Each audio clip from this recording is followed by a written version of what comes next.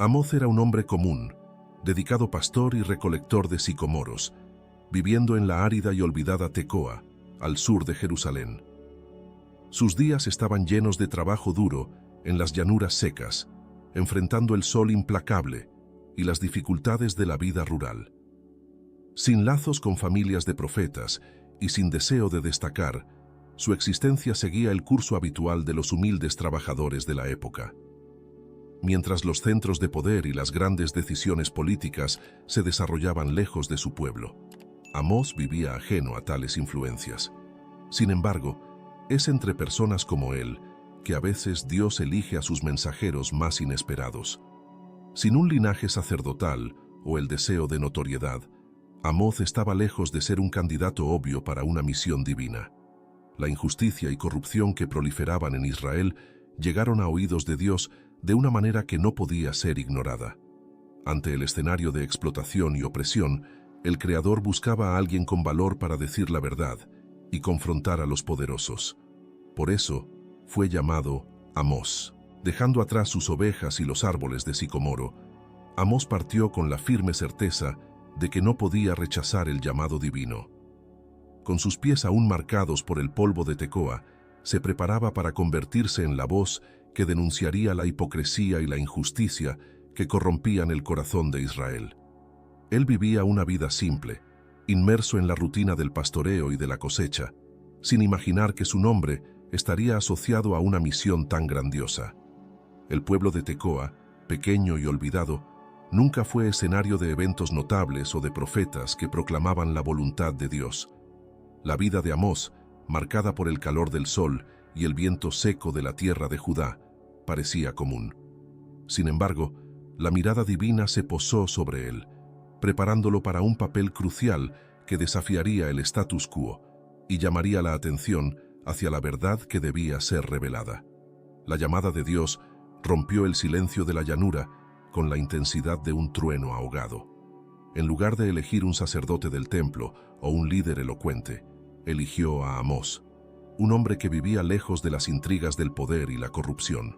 La misión de Amós era clara y contundente, una llamada a la justicia, desafiando la opulencia de los ricos y la hipocresía de los religiosos. La prosperidad de Israel, con sus imponentes murallas y altares adornados, ocultaba un mal profundo, el desprecio por los pobres y la codicia de los poderosos. Amós, que nunca había pisado palacios o se inclinó ante sacerdotes, ahora cargaba con el peso del juicio divino. Sin dudarlo, abandonó el campo y sus ovejas.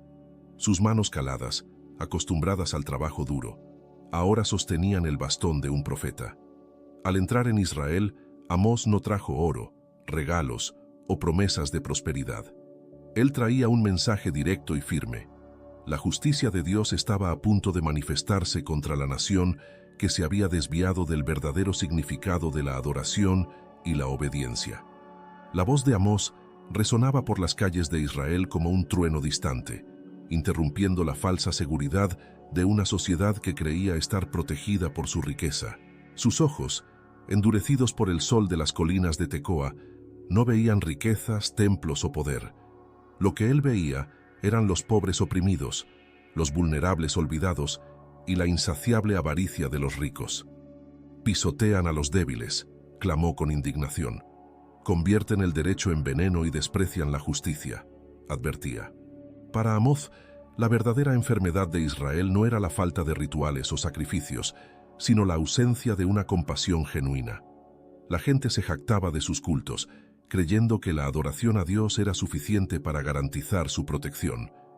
Pero Amós trajo un mensaje severo. Dios no se complació con los sacrificios ofrecidos por manos manchadas de injusticia. Desprecio sus celebraciones religiosas, proclamaba Amós con fervor. No acepto sus ofrendas quemadas. Para él, no importaba cuán grandiosos eran los rituales de la nación, si su corazón estaba corrompido. La justicia para Amós debía fluir como un río inmenso y la rectitud como una corriente constante. Sin eso, todos los rituales eran solo ilusiones de santidad que no engañaban al Dios de Israel. Sus palabras ardían como brasas en cada esquina, desafiando a aquellos que se negaban a ver la verdad. No era su propósito consolar, sino exponer la hipocresía. Su mensaje era directo.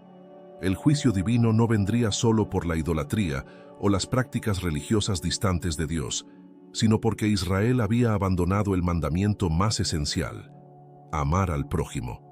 La justicia social era la verdadera prueba de fe. Sin ella, todo lo demás se volvía irrelevante. Amós llevaba una revelación inquietante, algo que era imposible ignorar. En una de sus visiones, vio a Dios con un alambre en la mano, ese simple instrumento usado para medir la rectitud de una pared. Pero no era una pared cualquiera que estaba siendo medida. Era Israel. La línea estaba torcida. El pueblo que un día fue edificado por las manos de Dios, ahora estaba desviado de su misión, inclinado a la corrupción, codicia e injusticia. El mensaje era inequívoco. No había más excusas ni segundas oportunidades. Dios estaba a punto de derribar todo lo que estaba fuera de alineación. En otra visión, el escenario era aún más sombrío. Amós vio una cesta llena de frutas maduras. A primera vista, podría parecer inofensivo, incluso agradable, pero el profeta entendió el significado. Esos frutos estaban demasiado maduros, a punto de pudrirse. Era Israel, una nación que había pasado el punto de salvación, y ahora solo quedaba el juicio. El tiempo de Dios había llegado, y la corrupción y el abandono de la justicia habían fermentado hasta el límite. Las frutas maduras, con sus colores vivos e intensos, contrastaban profundamente con el oscuro significado que llevaban. Israel estaba al borde de ser consumido por su propio pecado. Amós no veía meros símbolos. Él veía la verdad desnuda y cruda, y el juicio inminente. Cada visión era una clara advertencia de que el destino de la nación estaba sellado y que sus acciones, inevitablemente, resultarían en graves consecuencias. No había escape de lo que estaba por venir. El regreso era imposible. Las visiones de Amós eran como truenos que preceden a una gran tormenta, el preludio del fin de una era. Dios se había cansado de advertir, y ahora la cosecha podrida de Israel estaba a punto de ser destruida. El impacto de las palabras de Amós cruzaba fronteras y llegaba a tierras lejanas. Su ferviente predicación no se limitaba solo al reino de Israel. También dirigía su incisiva crítica a las naciones vecinas, que según él compartían la misma depravación moral. Damasco, la capital de Siria, fue la primera en sentir el peso de sus palabras. Amós denunciaba la brutalidad de los sirios, que con rieles de hierro aplastaban a los inocentes y perpetuaban la violencia sin piedad. Este cruel símbolo de opresión subrayaba la gravedad de las acciones sirias, un reflejo de la corrupción universal que Dios ya no podía ignorar. Gaza, uno de los principales centros filisteos, tampoco escapó a la ira profética. La ciudad, conocida por su comercio y riqueza, fue acusada por Amós de capturar pueblos enteros y venderlos como esclavos. Este acto de codicia desenfrenada y crueldad era para el profeta una grave ofensa a la justicia divina. El fuego del juicio se extendería por los muros y palacios de Gaza, una promesa de que la justicia de Dios no sería contenida por alianzas políticas o intereses económicos. Amós dejó claro que la traición y la explotación eran inaceptables y que el juicio divino no distinguía fronteras o estatus. En su ola de condenas, también dirigió sus críticas a Tiro, Edom, Amón y Moab, naciones que, aunque tenían alianzas con Israel, no estaban exentas de sus acusaciones. Tiro, conocida por su riqueza y comercio, fue castigada por romper alianzas y entregar a los refugiados en cautiverio. Edom, con su violenta enemistad, Amón, con sus atrocidades en la guerra, y Moab, con su desacato por los muertos, todos fueron llamados a enfrentar las consecuencias divinas de sus acciones. Amós pintó un sombrío escenario para el futuro de estas naciones, utilizando la fuerza de su mensaje para mostrar que la justicia de Dios no tenía límites y que la impiedad de cualquier pueblo sería debidamente castigada. En medio de un escenario de creciente tensión y acalorados debates sobre la moralidad y la justicia, Amós, un profeta de origen simple, se encontraba en el centro de una tormenta política y religiosa. Amasias, sacerdote de Betel, y ferviente defensor del status quo, veía con disgusto la intrusión de Amós en su dominio.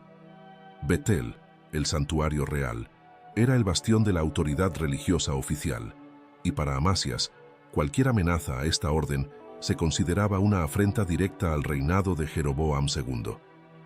Con la fuerza de su influencia, Amasías no veía las profecías de Amós como una convocación divina para la corrección, sino como un ataque al equilibrio meticulosamente mantenido por él y los líderes de su tiempo. Decidida a silenciar la voz que denunciaba la injusticia y la corrupción, Amasías tomó medidas decisivas. Envió un mensaje al rey Jeroboam II, acusando a Amós de traición y subversión. Pero Amasías no se limitó a eso. Amasías confrontó personalmente a Amós, ordenándole que volviera a su tierra natal, Judá, donde debía predicar lejos de la influencia y el poder de Betel.